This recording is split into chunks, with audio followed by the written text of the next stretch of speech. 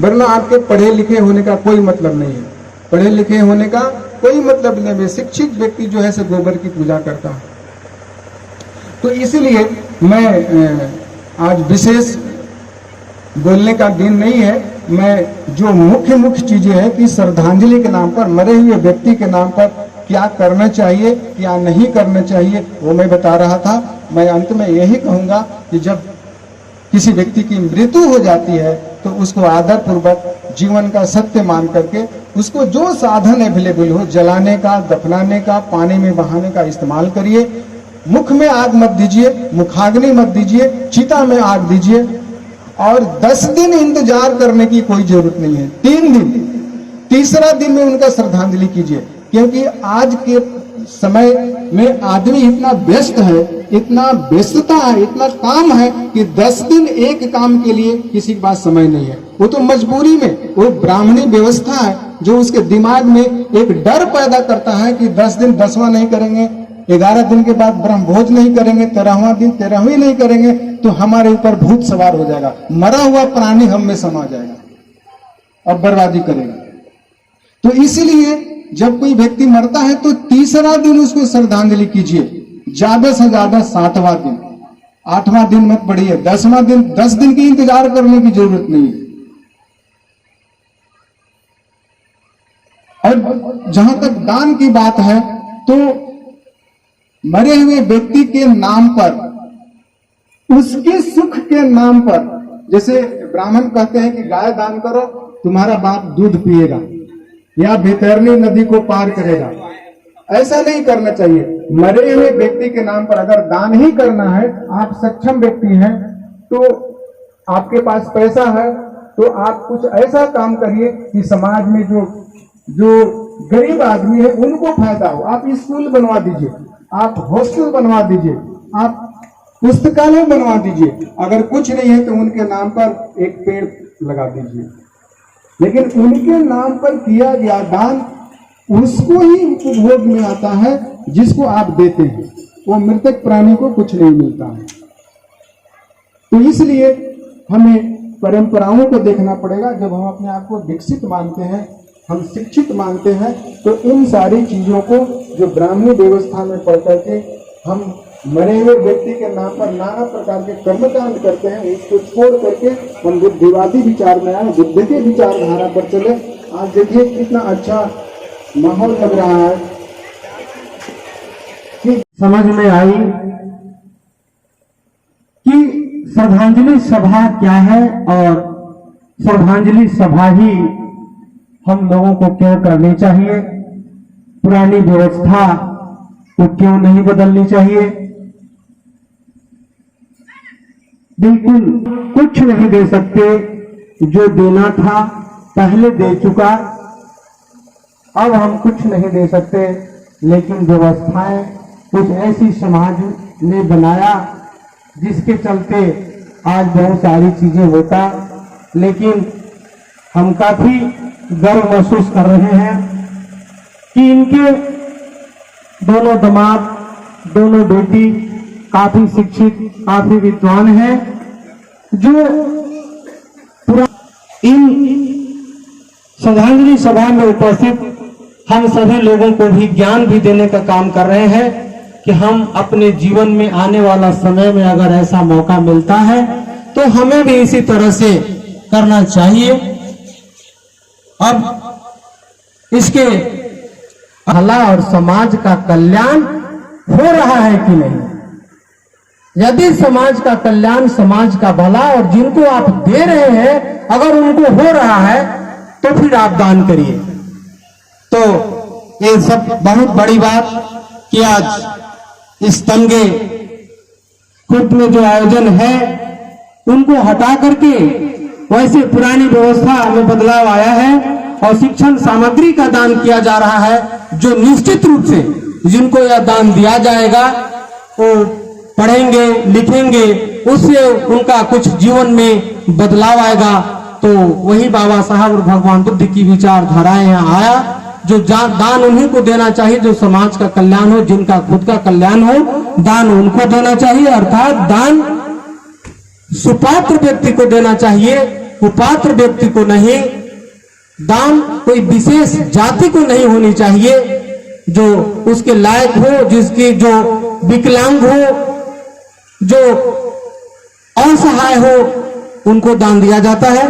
तो आज जो है कि शिक्षण सामग्री का दान शशि कुमार जी के द्वारा यहाँ पर किया जाएगा।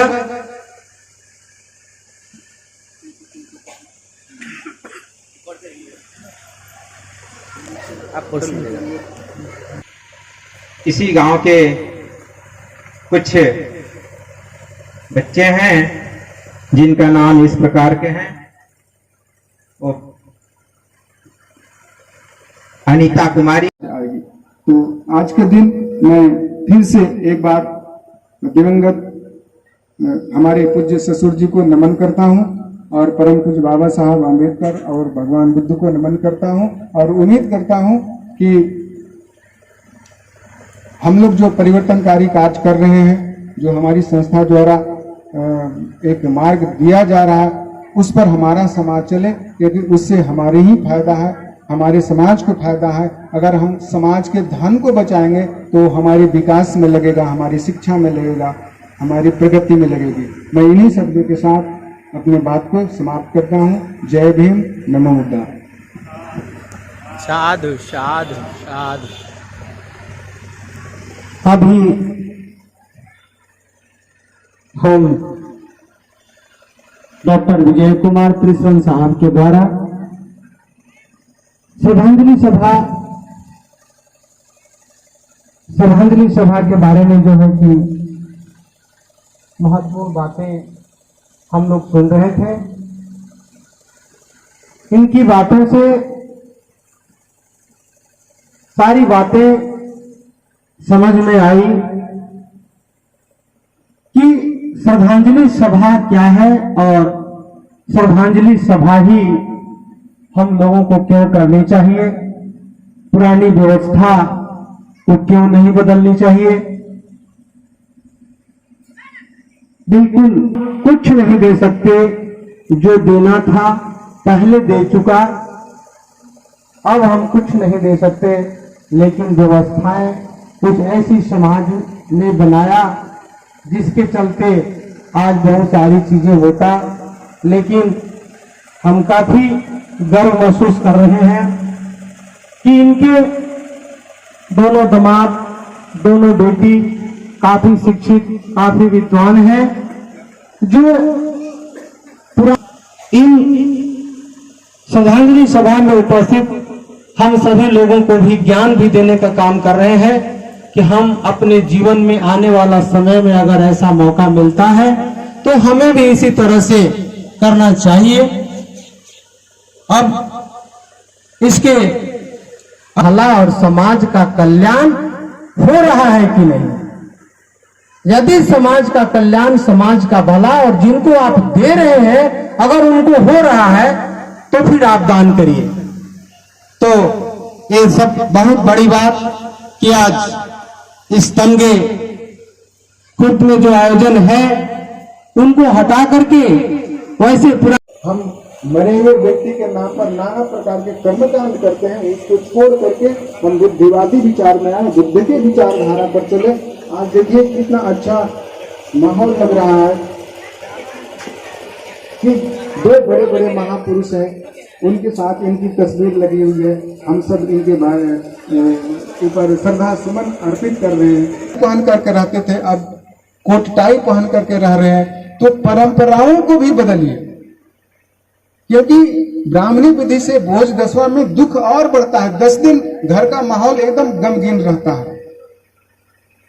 तो इसलिए हमको परिवर्तित करना है, अपने जीवन को बेहतर बनाने के लिए सामाजिक संबंधों को स्थापना करना है। और सामाजिक संबंधों को स्थापना करने के लिए जो हमारे अंदर बुराइयां हैं, ईर्ष्या है, द्वेष है, लोभ है, मोह है, इन सारी चीजों को त्यागना है। तब एक सुंदर समाज बनेगा, संगठित समाज बनेगा और संघर्षशील समाज बनेगा, मजबूत समाज बनेगा, भारत बदलेगा और फिर से हम सुखी होंगे, हमारी राज आएगी। तो आज के दिन मैं फिर से एक बार दिवंगत हमारे पूज्य ससुर जी को नमन करता हूं और परम पूज्य बाबा साहब आम्बेडकर और भगवान बुद्ध को नमन करता हूं और उम्मीद करता हूं कि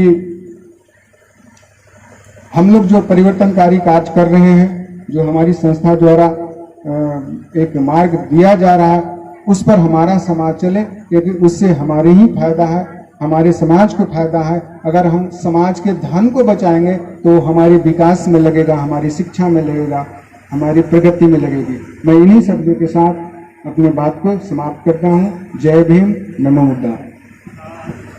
साधु साधु साधु। अभी हम डॉक्टर विजय कुमार त्रिश्रन साहब के द्वारा श्रद्धांजलि सभा के बारे में जो है कि महत्वपूर्ण बातें हम लोग सुन रहे थे।